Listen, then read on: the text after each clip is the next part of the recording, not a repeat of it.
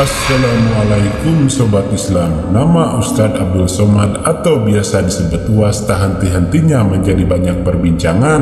Bukan hanya tentang banyaknya dakwah saja yang beliau siarkan, akan tetapi juga tentang status dirinya yang kini masih sendiri setelah bercerai dengan mantan istrinya Melia Juniarti pada Desember 2019 yang lalu.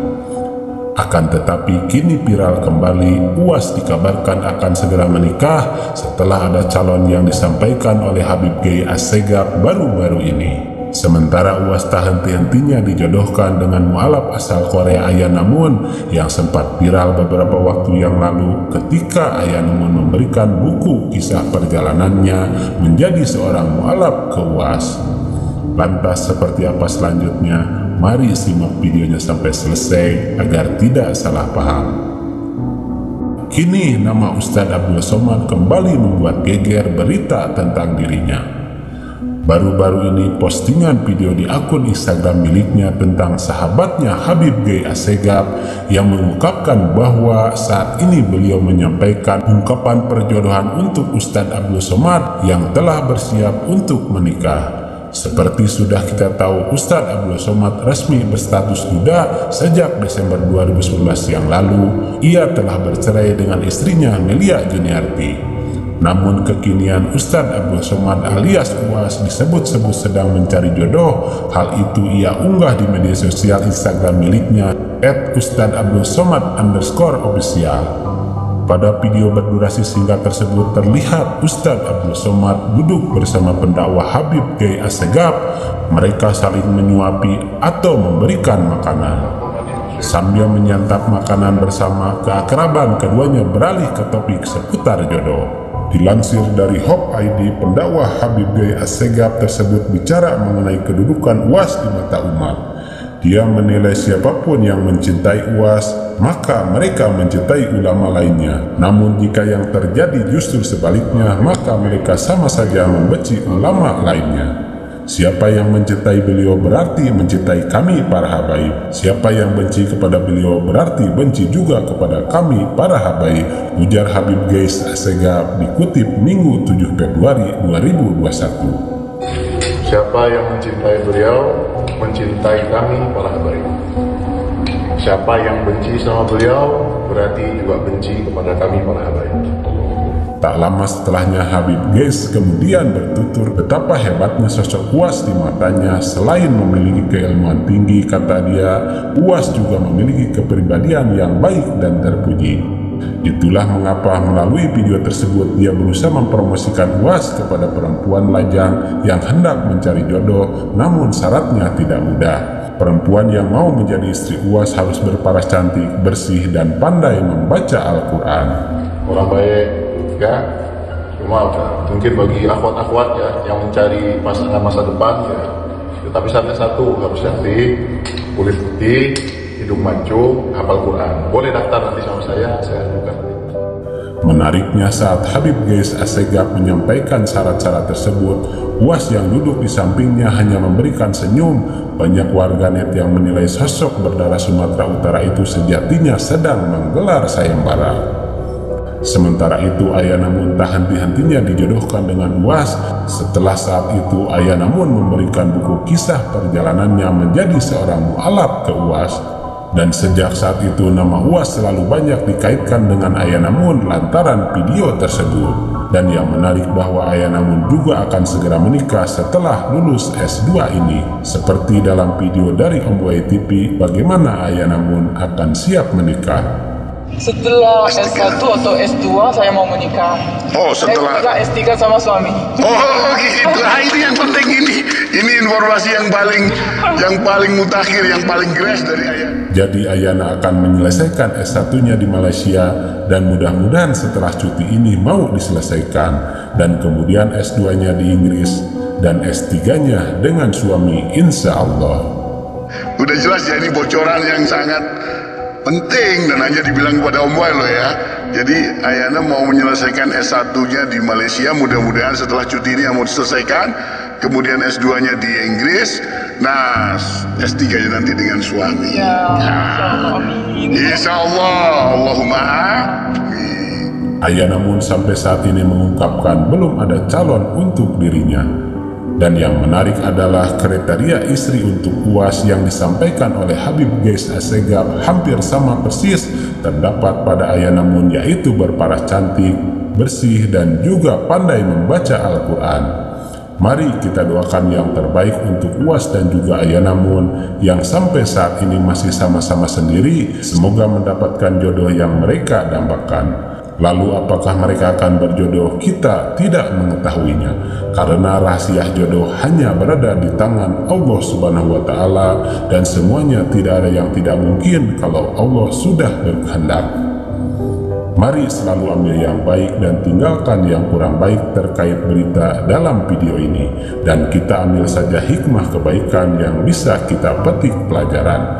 Demikian ulasan kami, semoga bermanfaat. Mohon maaf atas segala kesalahan dan kehilapan. Wassalamualaikum warahmatullahi wabarakatuh.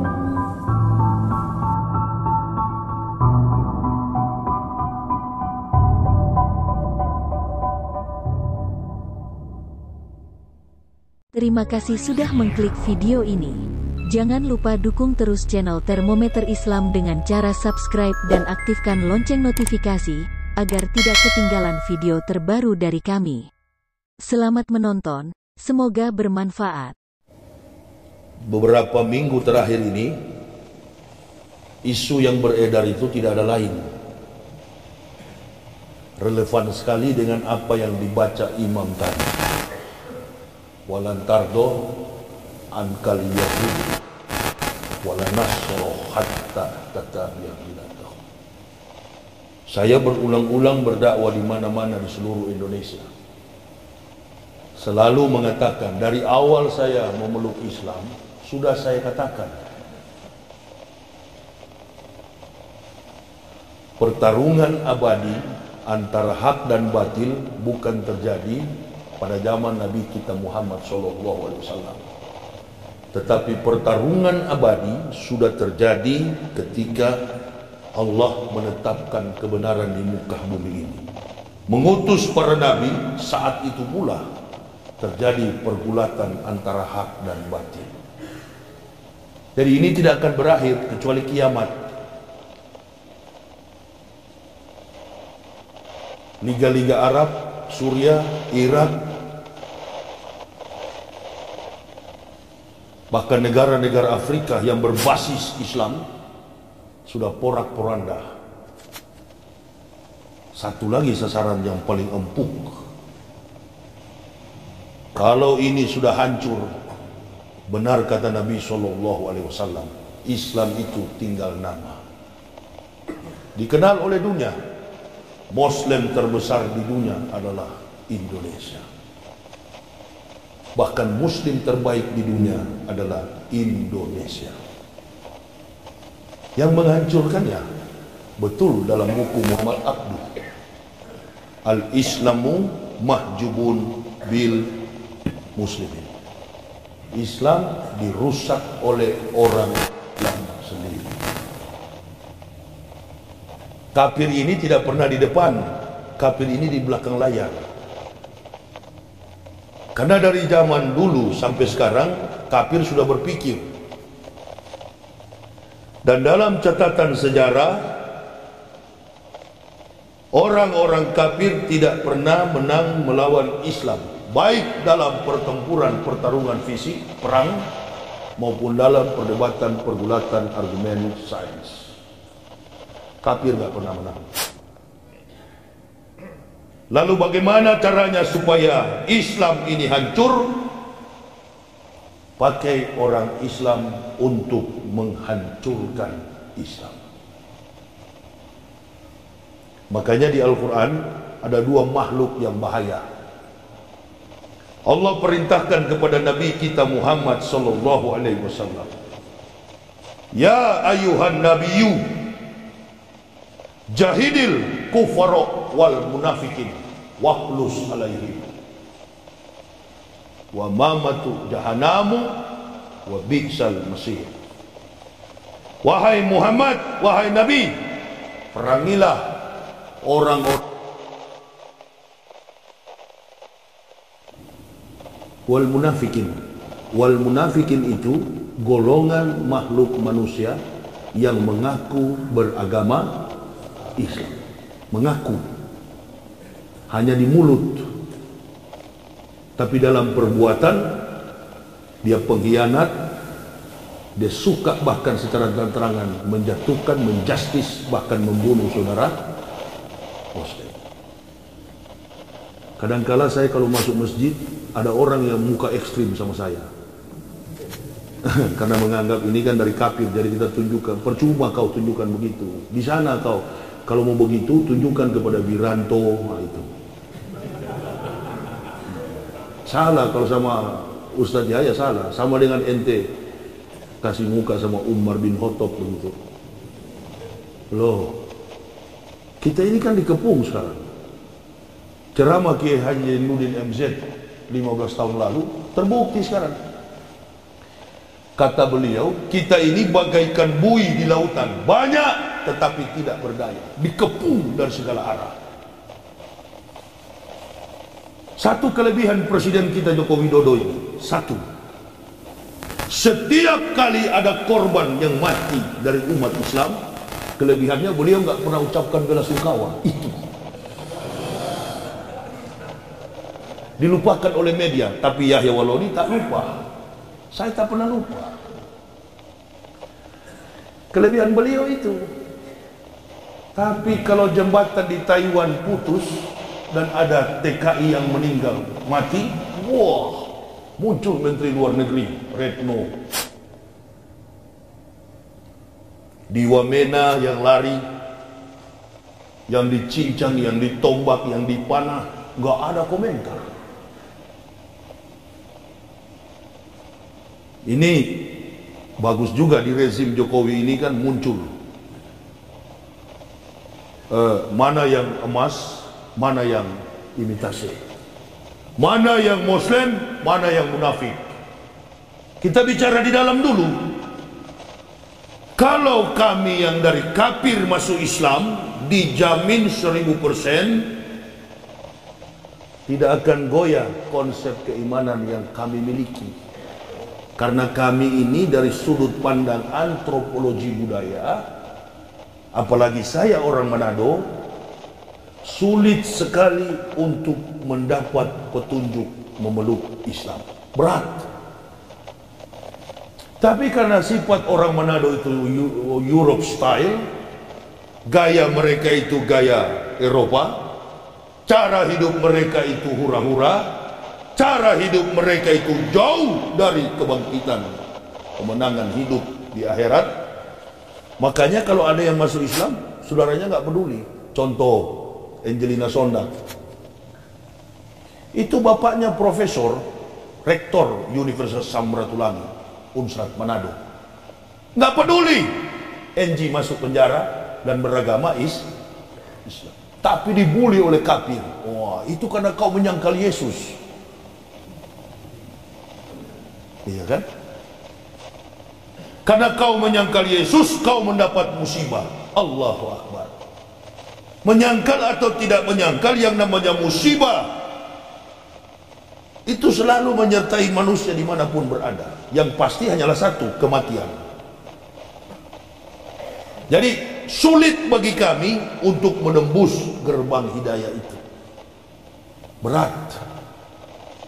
Karena dari kecil sudah dididik dengan studi Holland Spragen, sudah dididik oleh Belanda dari Sondag School, katekismus sampai menjadi pendeta.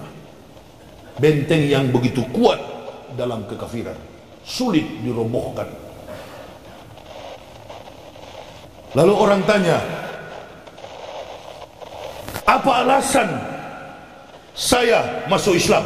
Oh, saya nggak pernah masuk Islam. Islam yang masuk ke dalam saya. Ini tuh beda. Kalau masuk Islam biasanya cuma karena mau kawin.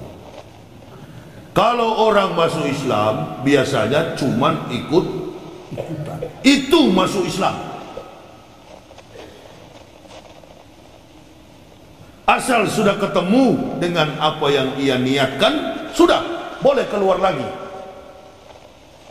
Tetapi kalau orang yang Islam masuk ke dalamnya, itu pilihan.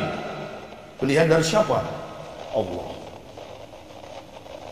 Al-Baqarah dan Quran Surah An-Nur itu kontras.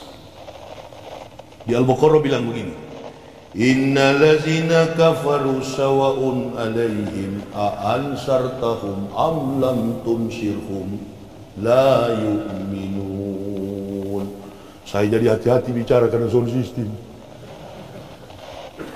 Susah saya meledak-meledak, takut saya dia tak keluar suaranya. Di Al-Baqarah, sekalipun engkau meyakinkan Muhammad, orang kafir la yu'minun, tidak akan beriman. Itu dalam Al-Baqarah versi mu'alaf. Versi mu'alaf. Ini mu'alaf. Karena di kamus besar bahasa Arab, mu'alaf itu orang yang dibujuk hatinya. Saya dan istri anak-anak tidak ada yang bujuk, berarti bukan. Jelas ya? Sistematis, kontekstualis, teologis, dan rasional. Itu Islam. Islam bi'ilmi. Islam itu ilmu. Al-ilma bil kasab lebih nasab. Islam itu ilmu. Ilmu itu dipelajari bukan karena nasab. Satu itu.